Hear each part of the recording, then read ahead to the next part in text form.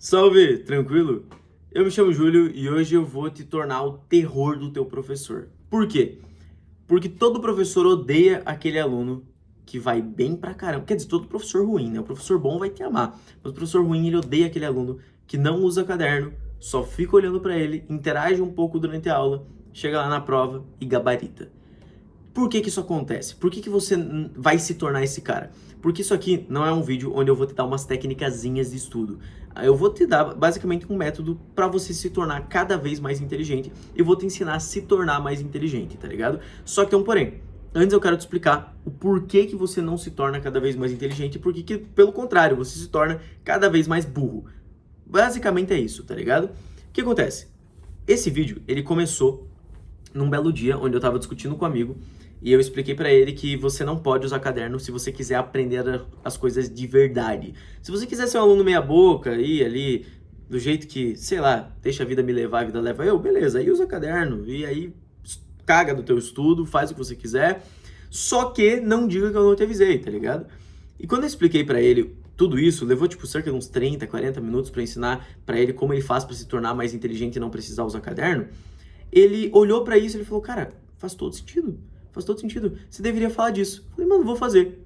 Gravei um... Tá ligado aquele aplicativo onde você fica fazendo assim, ó, infinito? E aí perde 90% da tua vida?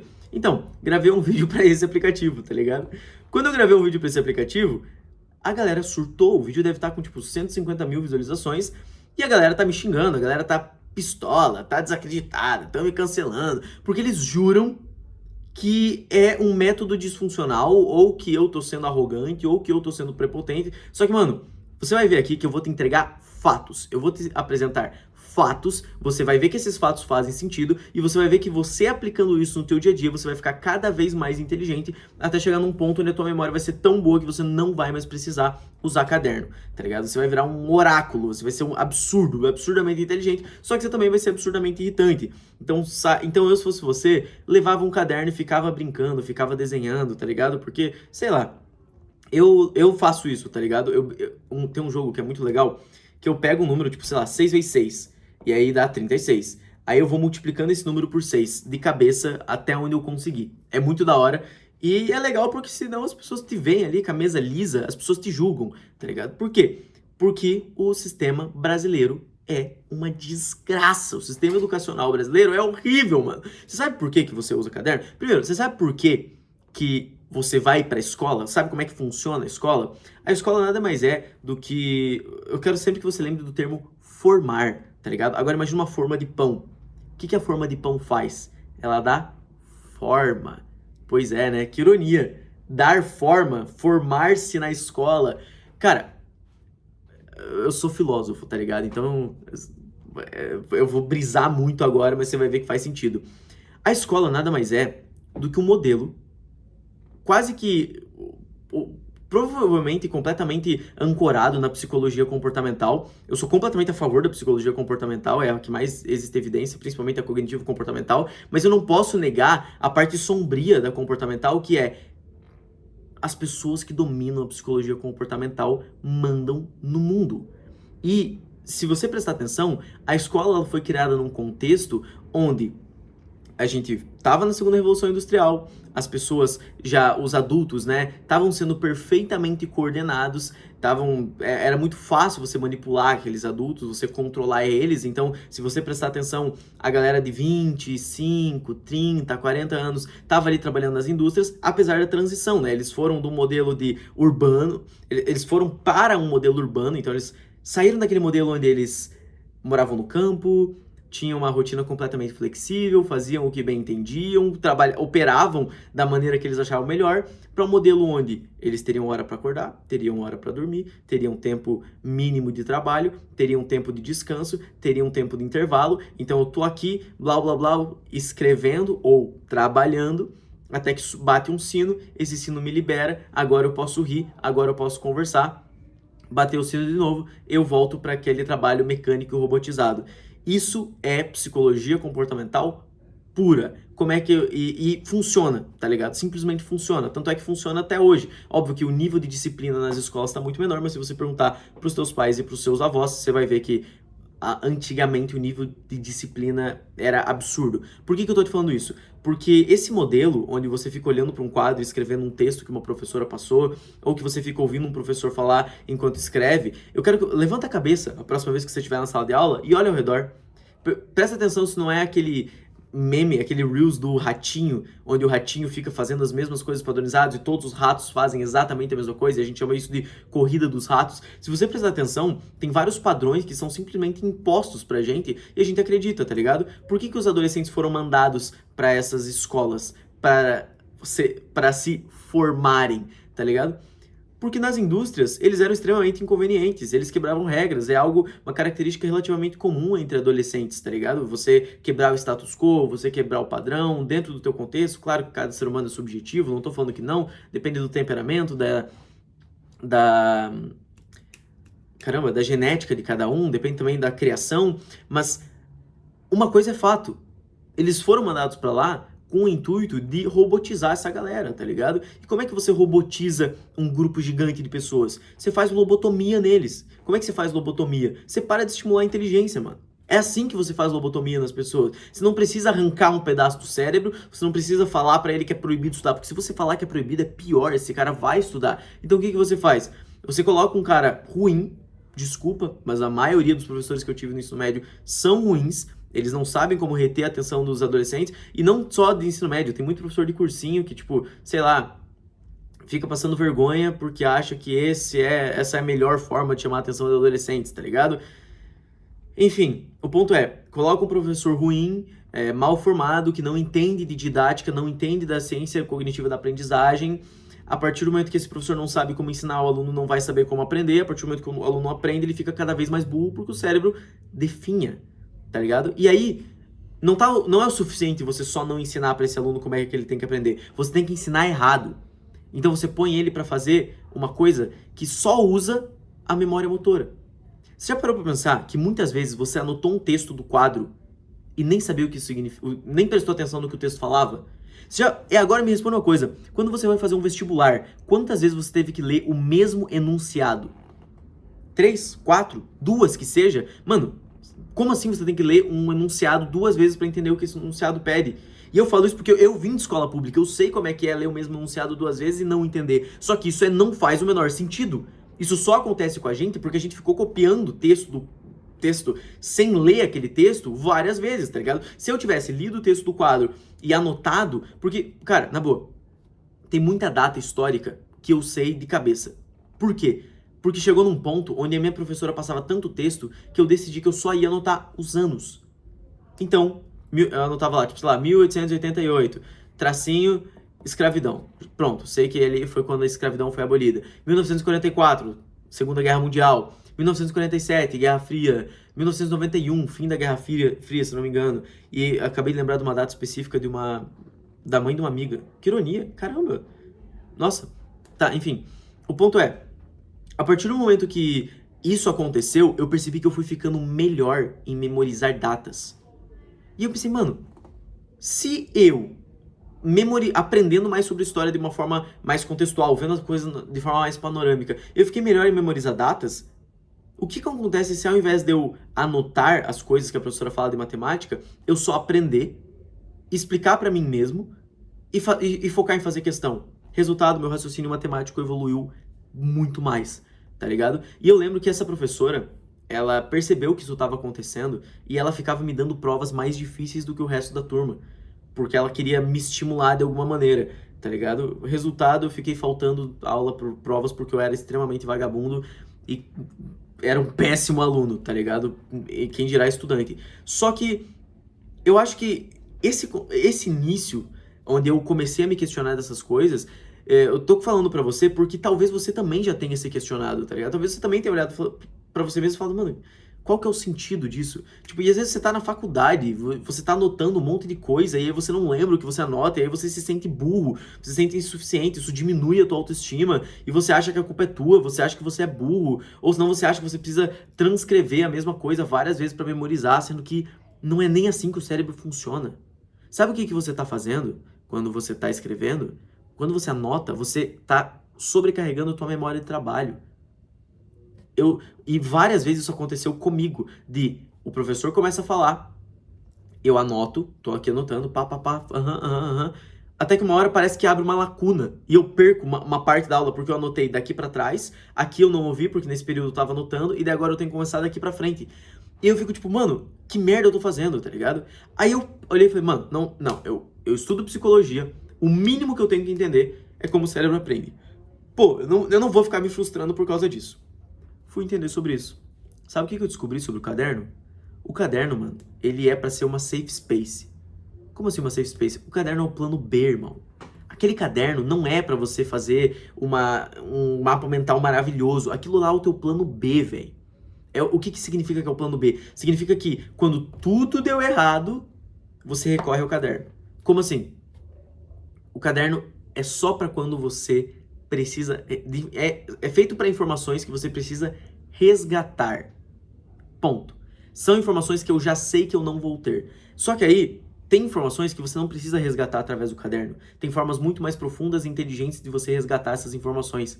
Porque o professor ele te entregou um conteúdo completamente googlável. Você encontra isso na internet, googlável, tipo, pesquisável, tá ligado? Você encontra isso na internet em fração de segundos. Então, o que você tem que focar?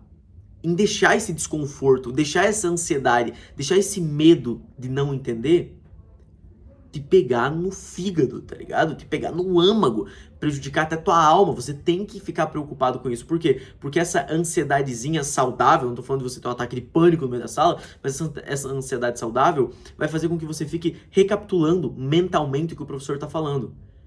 Por que isso é importante? Porque, vamos lá, o caderno ele é uma safe space. Se você anotou, o teu cérebro entende, beleza, tá anotado, eu não preciso lembrar disso. Tá escrito ali. Tá escrito ali, pô. Eu não preciso lembrar. Se ele acredita que ele não precisa lembrar, ele vai esquecer. É assim que o teu cérebro funciona. A partir do momento que ele esquecer, você vai fazer o quê? Você vai reestudar, porque você anotou num lugar. E o reestudo, ele gasta uma quantidade mínima de energia. Sabe o que acontece quando você gasta uma quantidade mínima de energia para reatar uma memória? Ela não se consolida. Ela não se consolida porque a sinapse que você criou para essa memória é muito fraca. E aí muitas vezes você vai fazer um reestudo de 4 horas de aula. Esse reestudo de 4 horas de aula vai criar várias sinapses fraquinhas que vão se deteriorar porque o teu cérebro não considera isso muito importante. Agora, a partir do momento que você entender qual é a memória, qual é a memória que você trabalha, porque tem duas memórias, né? Óbvio que não é literalmente assim, existem duas memórias, mas eu tô simplificando para que qualquer pessoa entenda. Eu sei que se você tá vendo esse vídeo até agora, você é uma pessoa já provavelmente mais inteligente do que a média, porque a média não vai se interessar por isso. Se eu quisesse atingir a média, inclusive, eu ia estar fazendo dancinha, mas não, eu tô gravando um puta vídeo gigantesco, mas eu tenho certeza que esse aqui vai ser o melhor vídeo que você vai ver sobre como ficar mais inteligente. A segunda coisa é como é que funcionam as construções dessas sinapses. A terceira coisa é o fortalecimento dessa memória e a evocação dessa memória, que é o mais importante, tá bom? O mais importante, por último, porque você não vai entender o final se você não entender o início. A primeira coisa é que existem memórias mais motoras, mais implícitas, memórias mais comportamentais, né? E aí vai existir a memória implícita condicionada, que é o que Pavlov fazia com o cão, né? Porque não é psicólogo, basicamente. A memória implícita condicionada é, por exemplo, eu te dou um susto toda vez que você come chocolate. E aí eu vou condicionar teu corpo a acreditar que você vai levar um susto sempre que você comer chocolate. E aí vai chegar num ponto onde quando eu te oferecer chocolate, você já vai ficar com um pouco de medo, porque você vai ficar tipo, meu Deus, alguém vai me dar um susto, tá ligado? Quer um outro exemplo da memória implícita condicionada? Você foi lá, namorou uma mina, só que você não foi seletivo o suficiente, aí a mina te traiu com o teu melhor amigo, e aí a tua autoestima foi lá no chão, e agora você acha que todas as minas que existem no planeta Terra poderão te trair. Memória implícita condicionada com generalização respondente. É isso, tá ligado? Por que eu tô falando isso pra você? Porque eu quero ignorar essa memória por enquanto. Por quê? Porque ela não é útil pra esse vídeo. A memória útil pra esse vídeo é uma memória explícita. O que significa uma memória explícita? Ela pode ser uma memória episódica ou semântica. Um exemplo de memória explícita. Pensa num dia que você estava feliz na tua vida. Isso é uma memória explícita episódica. E é importante você entender isso, tá? Agora pensa numa memória explícita semântica. Sabe o que é uma memória explícita semântica? Em que ano a escravidão foi abolida? 1888, exatamente. Isso é uma memória semântica. As memórias, elas se misturam muito. Por quê? Porque a gente pode estar no dia mais feliz da tua vida. Quer um exemplo disso? Tenta se visualizar em terceira pessoa. Aí você olha pro canto do teu computador, ou olha pro celular ali, que dia que é hoje. Beleza. Agora se imagina em terceira pessoa. Hoje é o dia em que você aprendeu como ficar mais inteligente. Pronto, misturamos. Coloquei uma memória episódica. Você está lembrando que hoje é o dia. E agora eu vou pôr uma memória episódica. Foi criada a memória episódica. Agora eu vou implementar a memória semântica, que é como você faz para ficar mais inteligente. E aí você explica pra você mesmo. Por que é importante você entender isso? Porque essas memórias, elas já trabalham junto e eu já tô aumentando a tua inteligência. Por quê? Cara, quanto mais coisas você coloca na sua memória, imagina que, tipo assim, a memória tá aqui, tá ligado? Esses dedos, eles são fracos, eles se soltam rápido. É uma sinapse que se solta rápido. E aí você esquece.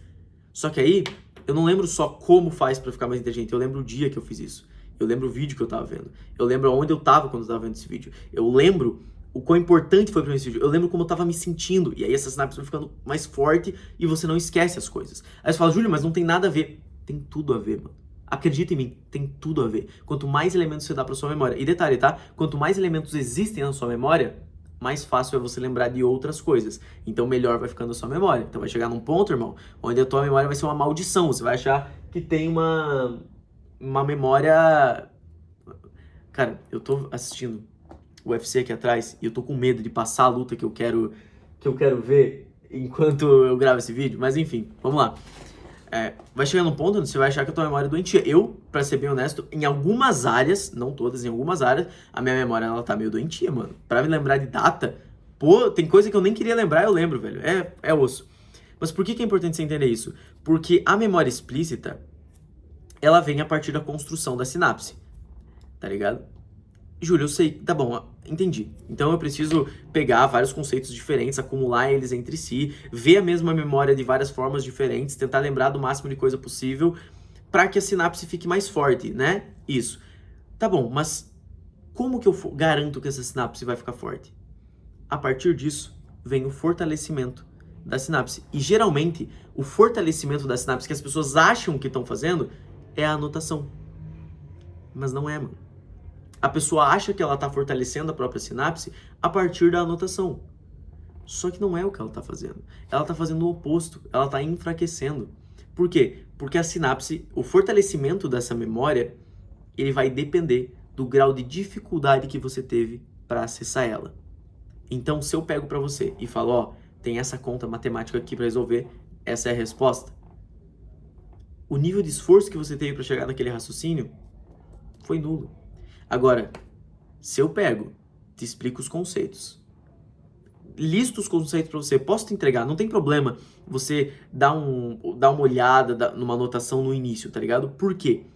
Porque você não tá acostumado com isso. Então eu pego assim, coloco a lista dos conceitos e falo, ó, esses são os conceitos matemáticos que você precisa para resolver essa equação. E deixa você trabalhar, mano. Cara, você vai lembrar muito mais desses conceitos. Júlio, a repetição funciona? Funciona. No meu primeiro dia lutando, eu aprendi o nome de quase todos os golpes, tá ligado? Por quê? Porque você fica repetindo pra você mesmo o tempo todo. Jab, direto, cruza, upper. Beleza, jab, direto, cruza, upper, hook. E você fica repetindo esses nomes numa forma tão exaustiva que funciona. Só que, mano, quanto tempo você vai levar pra anotar? Quanto tempo você vai levar pra transcrever? Quanto tempo você vai levar pra repetir isso 10 vezes? Quanto tempo você vai levar pra criar essa memória de uma forma sólida? Aí você fala, Júlio, tá bom, então me fala, como é que eu faço para criar essa memória de uma forma sólida? Para isso você tem que entender as 4 etapas, só que isso aqui eu vou explicar em 30 segundos. Basicamente as 4 etapas da memória são, primeiro você concebe a memória, você recebe, então é eu te dar a informação, eu falar, ó, em 1888 aconteceu a abolição lá, como eu falei. Beleza, te entreguei a memória. Aí o teu cérebro joga para a memória de longo prazo, então ele guarda essa memória. A partir do momento que ele guardou, você tem que evocar essa memória. Então você tem que trazer o que aconteceu em 1888? Ah, tá. E aí ele joga de novo, só que mais forte. Quanto maior o esforço cognitivo para você lembrar, mais forte a memória vai ficar. E aí por que eu falo que é interessante que você não use caderno? Porque você vai pegar, você vai ficar a aula toda olhando pro professor, prestando muita atenção e criando uma história para que os pontos se concluam, tá ligado? Como assim? Eu gosto muito de criar uma historinha da aula. Então, por exemplo, eu cheguei na aula de matemática mesmo, foda-se. E aí a aula é sobre axiomas, uma parada mó simples. Já não sei o que é axiomas, já não sei se é uma palavra que eu vou lembrar. Então eu anoto, beleza, axiomas. Tá bom, anotei a palavra axiomas. Aí o professor explica o conceito de axiomas. E aí o que eu penso? Tá bom, primeiro ponto da aula, conceito de axiomas. E eu crio alguma forma de lembrar. Essa forma geralmente é criativa, mas eu posso pegar e pensar, sei lá, pô, eu acho que tal pessoa não vai entender esse conteúdo. E aí eu fico, por incrível que pareça, é uma parada mó boba, mas eu fico com isso na cabeça, tipo, será que essa pessoa entendeu esse conteúdo? E a partir disso vai pro ponto 2. Depois que ele explicou os axiomas, ele vai falar sobre como os axiomas funcionam em tal equação, sei lá. A partir do momento que ele falar sobre isso, eu puxo essa história. Então, pô, essa pessoa não entendeu os axiomas, mas ela entendeu isso. E essa história boba, que no final eu nem lembro da história, me faz lembrar dos conteúdos. Por quê? Porque no final da aula, quando a aula termina, eu faço tipo uma rebobinação da aula de trás pra frente na minha cabeça. Por que de trás pra frente? Porque pra mim é mais confortável fazer de trás pra frente e eu sinto que eu me esforço muito mais fazendo de trás pra frente. Mas no começo eu fazia em ordem cronológica mesmo. Eu pegava, tá, ele começou a aula falando isso, aí ele falou aquilo, aí ele falou aquilo outro, aí ele falou tal coisa, tal coisa, tal coisa, tal coisa. Tá bom, perfeito. Nunca mais comento no assunto. Ignoro. E eu propositalmente me permito esquecer disso. Então eu paro de pensar nisso. Por quê? Porque eu sei que se eu ficar me lembrando, vai estar sempre fresco na minha memória. Mas se eu deixar eu me esquecer disso, e dali 5, 6 dias, eu pegar um papel em branco, assim, em branco mesmo, e começar só a escrever, tipo, ok, axiomas, parará, parará, no início teve isso, no início teve aquilo, aquilo vai exigir muito esforço de mim. E isso consolida a memória de forma muito mais efetiva. Para que serve a anotação? A anotação, como eu já disse, é um safe space. Mas qual que é o objetivo do estudo? O objetivo do estudo é aumentar a tua inteligência. E o que é a inteligência? A inteligência é a capacidade de resolver problemas e criar produtos benéficos para si ou para seu meio. Isso não sou eu quem está falando, quem falou foi o Robert Gardner em 1995. E essa é, na academia, meio que um consenso, tá ligado? Então, o objetivo do estudo é que você fique mais inteligente. Só que você não vai ficar mais inteligente se você ficar bom em anotar e meramente memorizar. Você precisa raciocinar. E é aí que vem a outra parte do conteúdo. Que é o quê? Se eu vou anotar aquilo, eu não vou me permitir só anotar, só fazer o mapa mental ali e tal. Não. Ah, escrevi o que é um axioma? Beleza. Em quais outras áreas da minha vida um axioma pode ser explicado? Quais metáforas eu poderia fazer para explicar um axioma? Por isso que eu não gosto de escrever, tá ligado? Tipo, que perda de tempo, eu já pensei nisso. O mais difícil foi chegar no raciocínio. Por que eu tenho que transcrever isso? Não faz o menor sentido, tá ligado? E aí eu realmente não transcrevo e me lembro da parada. E o meu raciocínio fica mais apurado porque os mesmos conceitos que as pessoas têm numa folha de papel, eu tenho na minha cabeça, todos juntos e com uma variabilidade muito diferente das outras pessoas. E aí entra no terceiro ponto, que é uma coisa que não é tão natural quanto as pessoas pensam. As pessoas acham que só de estudar matemática, o teu raciocínio lógico, a tua inteligência lógica já aumenta. Aumenta, mas geralmente é na cagada. Porque na prática mesmo, você não vai estudar matemática de forma intencional e teu raciocínio lógico ficar mais apurado. Muitas vezes ele nem vai. Porque você só vai aprender fórmula, só vai aprender macete, você não vai ter um raciocínio matemático. Você só tem a capacidade de preencher fórmula, tá ligado? Você não sabe do que você tá falando. O ponto é, a partir do momento que você se obriga a desenvolver esse raciocínio matemático, porque você olha pra fórmula, tipo, você olha pra aquela fórmula e fala, tá bom, por que essa parada funciona? De quais outros jeitos eu conseguiria fazer essa questão? Isso é uma coisa que toda vez, eu estudo matemática um pouco por hobby, assim, eu acho divertido. Toda vez que eu faço uma questão e eu preciso corrigir depois, eu olho pra essa questão e falo, tá, como é que eu faria ela de outro jeito? E eu busco uma forma de fazer a questão pela lógica. Eu sei qual que é a fórmula, eu faço pela fórmula, dá certo. E pela lógica, como é que eu faria? Isso me obriga a aprender mais. E não é anotando o que um professor fala, tá ligado? E aí, por último, mas não menos importante, vem o que a gente chama de transferência de inteligências, que é quando você pega a inteligência da matemática e aplica em outra área da vida. Geralmente as pessoas não conseguem fazer isso. Inclusive, tem uma coisa que se chama magia do outsider, que é, geralmente, o outsider consegue fazer isso. O cara que não estuda matemática, ele consegue mesclar conhecimentos de várias áreas da vida dele para resolver o problema. E o matemático não, porque ele está acostumado só com a matemática. Só que o matemático que aprendeu a estudar do jeito certo, ele naturalmente vai fazer isso. Ele naturalmente vai pegar conceitos de outras áreas da vida dele. E aí, por último, mas não menos importante, vem a utilidade do conteúdo. A utilidade do conteúdo é muito importante porque quando você não tem consciência de como o cérebro funciona, você não sabe quão mais inteligente você fica por entender conceitos básicos de biologia. Você não sabe quão mais inteligente você fica por entender conceitos básicos de física. Eu não domino física básica. E quanto mais eu estudo, mais eu me sinto um completo idiota.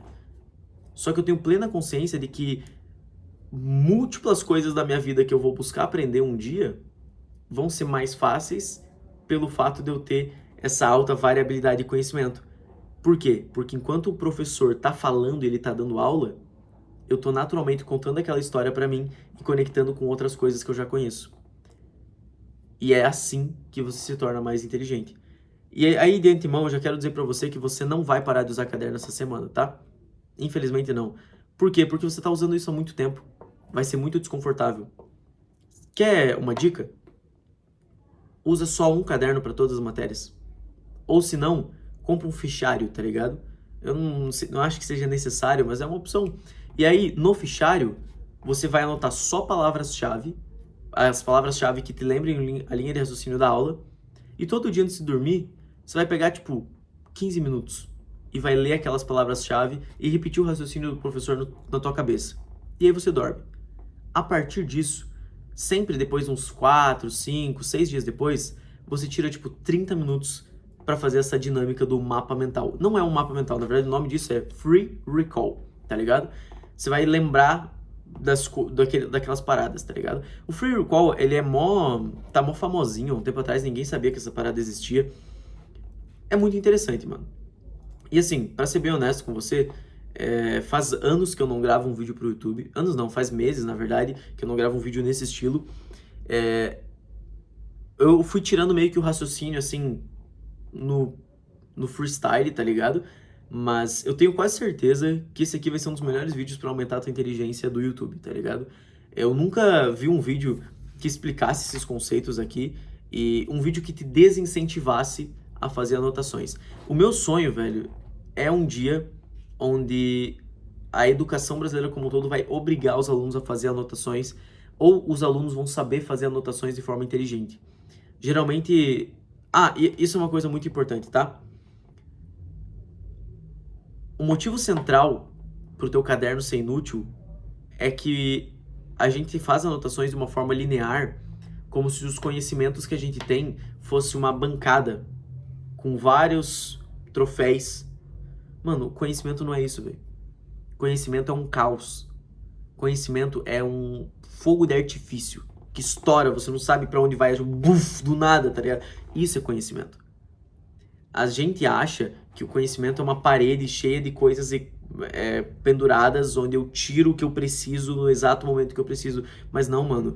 Conhecimento é quando você é criança e você junta aquelas massinhas de modelar achando que vai ter o arco-íris, tá ligado? Só que no caso do conhecimento você realmente tem o arco-íris.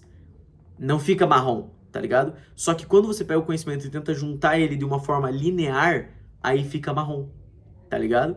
Então, é por isso que o caderno geralmente não funciona. Porque você pega e vai colocando um bloco depois do outro, sendo que é tudo ao mesmo tempo, tá ligado? O teu cérebro ele não identifica isso. Enfim, é isso. Eu espero que você tenha gostado. Se você gostou, dá um like, comenta aqui, tá? Porque, infelizmente, esse não é o tipo de vídeo que atinge a grande massa. Então eu conto com você pra garantir que esse vídeo chegue a mais pessoas, tá ligado? Porque a área do conhecimento não é uma área tão competitiva e nunca vai chegar em tanta gente a ponto de te prejudicar. Então eu acho que é válido até por gratidão você deixar um like, deixar um comentário aqui. Eu sofri muito hate pra fazer esse vídeo, mas pra ser bem honesto eu nem me importo, porque eu tô falando a verdade, então eu acho que tem que ser dito mesmo. E quanto mais hate fizerem, mais eu vou falar. E eu não tô nem aí. Valeu? Tamo junto, é nóis. E até o próximo vídeo.